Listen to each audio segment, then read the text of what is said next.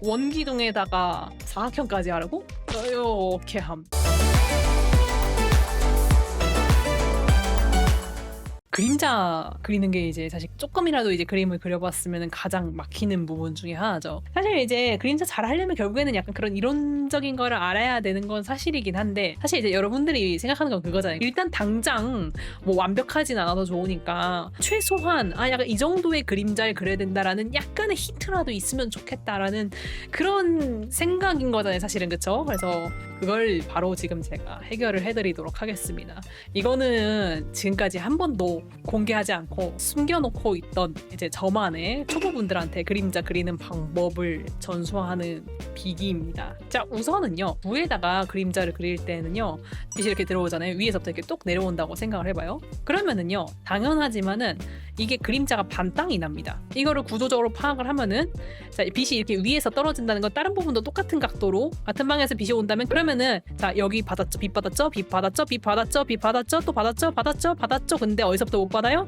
여기서부터 빛을 못 받게 돼요. 그쵸? 빛의 입사각이라고 하죠. 빛이 들어오는 각도에 90도가 되는 지점부터는 빛이 안 닿게 됩니다. 그래서 딱 반절은 빛이 들어오고 반절은 빛을 못 받아서 여기가 빛을 받은 공간이 되고 여기는 그림자가 돼요.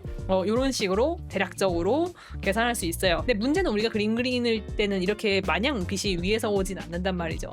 빛이 조금씩 틀어서 들어와요. 근데 그러면 그거는 어떻게 하냐는 거야. 근데 이거는요, 여러분, 굉장히 좋은 샘플이 여러분 인생에서 맨날 보는 좋은 샘플이 하나 있어요. 사실 달이 이런 식으로 움직입니다, 여러분. 달이 빛을 완전 옆에서 받으면 어떻게 돼요? 이렇게 되죠? 반달 형태죠? 자, 요거를 생각하면은요, 빛이 이 구를 빙글빙글 돌 때 어떤 식의 형태 변화가 일어나는지 상상하기가 되게 쉬워요.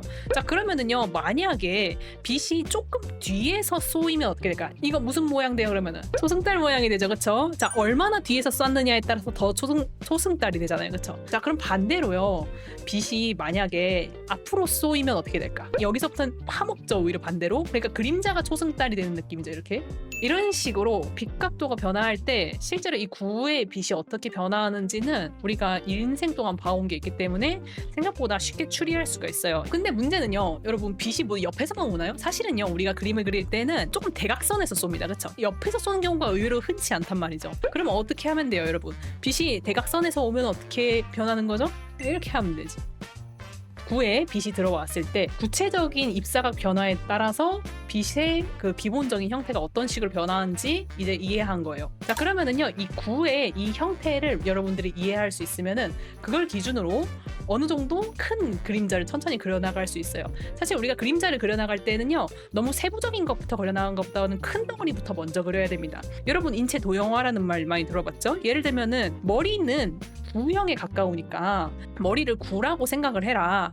그 다음에 이제 그거를 그림자를 여기다 넣어봐라, 이런 말 들어본 적 있어요? 근데 그동안은 그게 구체적으로 어떠한 순서로 되는 건지 좀 상상하기가 힘들었을 텐데, 지금 제가 얘기했던 이 기초 형태 있죠? 얘 형태를 잡을 수 있으면은 그거를 추리하는 게 좀 더 편해져요.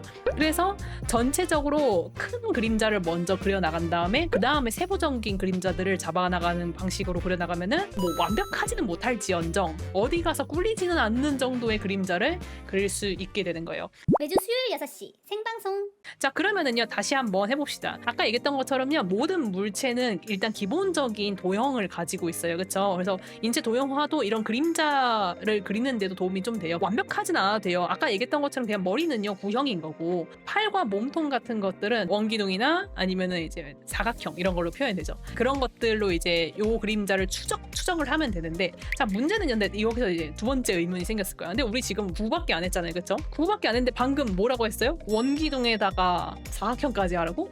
이렇게 함. 우리가 여기서 파생하는 기술이 조금 필요합니다. 맨 처음에는 구에서부터 시작을 하는 게 가장 좋아요. 왜냐면 구가 가장 많은 각도를 품고 있는 덩어리거든요.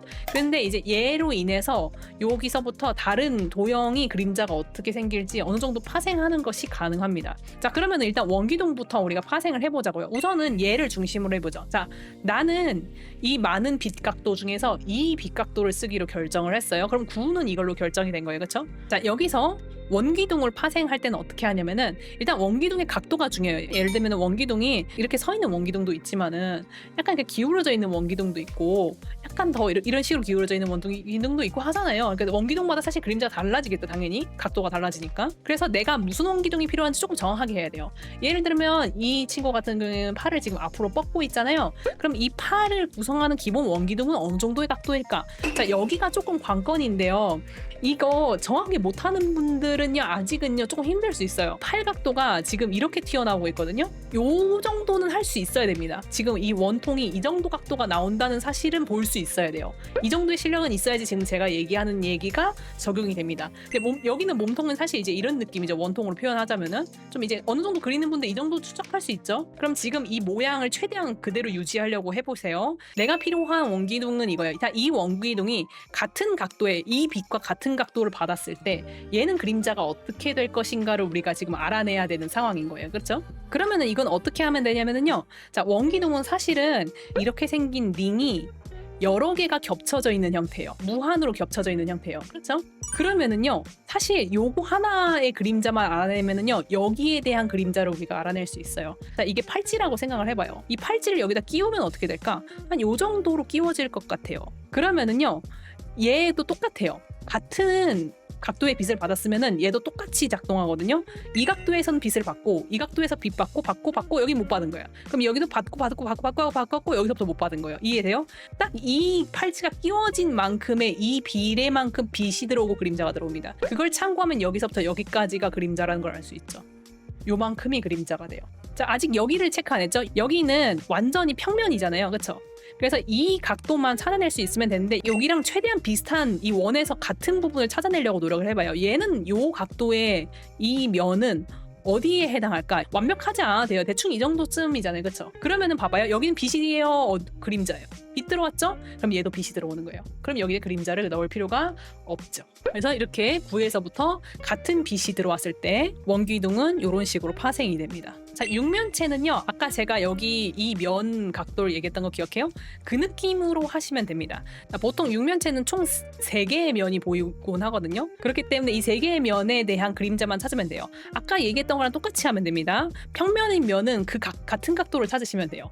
그래서 이 각도는 여기서 어디일까? 내가 봤을 때 한 요 정도일 것 같아. 그쵸? 그럼 여기에 빛이 나오죠. 그 다음에 요 위쪽은 어디예요? 한 요 정도일 것 같아. 그쵸? 그러면 이제 얘는 어딜까? 여기쯤인 것 같아. 그쵸? 그럼 얘는 어디예요? 그림자예요. 그러면 이 셋 중에서 그림자가 들어가는 건 누구예요? 얘죠. 이렇게 그리면 되는 거예요. 그래서 다시 구에서 이렇게 육면체를 파생해 나갈 수 있습니다. 그래서 맨 처음에 그림을 그릴 때 가장 중요한 거는요. 구의 그림자를 가장 먼저 설정을 하고 그걸 기준으로 파생을 하는 게 중요한데요. 자, 예를 들면은요.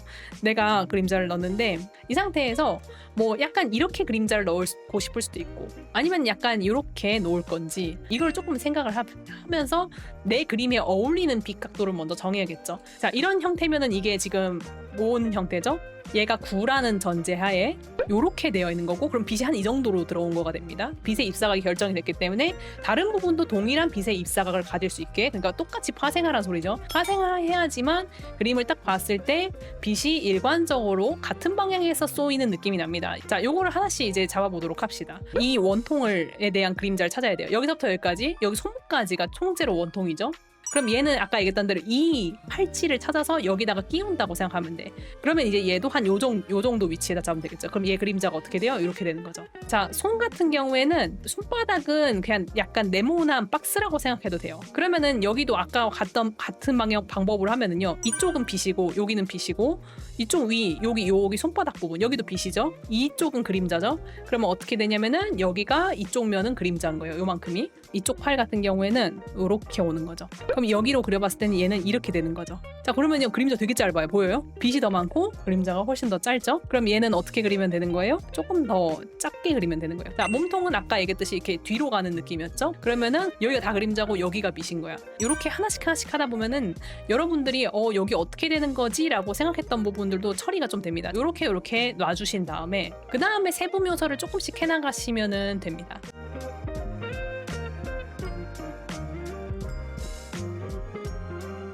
그래서 이렇게 하면은 묘사 다 했죠? 이런 식으로. 자, 이렇게 큰 초벌을 작업을 할 때 가장 기본적인 구형의 빛각도를 설정한 다음에 거기서부터 원기둥과 육면체를 파생하는 방법으로 초벌 채색을 진행을 한 후 그 다음에 세부 묘사를 하면은 빛의 입사각을 일관성 있게 유지하는 것이 훨씬 더 쉽다는 거예요.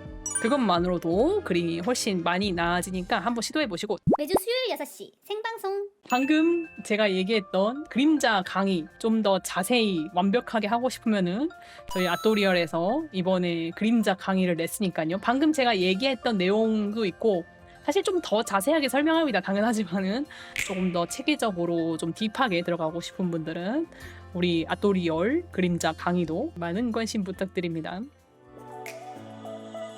마키아토 선생님의 강의를 더 자세히 알고 싶다면 이쪽이야. 재미가 재능이 될 때까지 아토리알.